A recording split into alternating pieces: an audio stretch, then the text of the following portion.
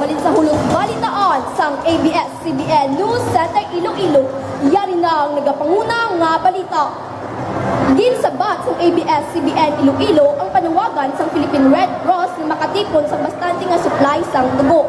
Kapuylog ang Philippine Red Cross ginpangunahan sa ABS-CBN Iloilo ang isa ka blood letting activity sa distrito sang Lapas. Sintoy City tanan ka mga bag sang dugo ang natigayon nga matipon sa ginahiwat nga blood letting activity. Pila sa mga nag-donate sang dugo ang makatapos ang Philippine Army, Air Force Reserve Group, PNP, CAG, ICAG. Ang pagpatigayon sang amo nga hilikoton ang nagatuyong mapasanyo ang ihibalo sa mga pumuluyo sa importansya kag sa pagdonar sang dugo.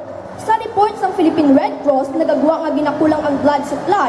Resulta sa pagtaas ng kasang dengue sa rehiyon kag mga bastante sa nagapaidalong man sa mga operasyon.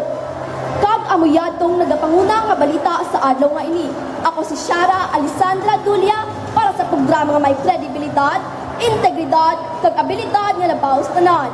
Ini ang TV Patrol Panoy, una sa balita.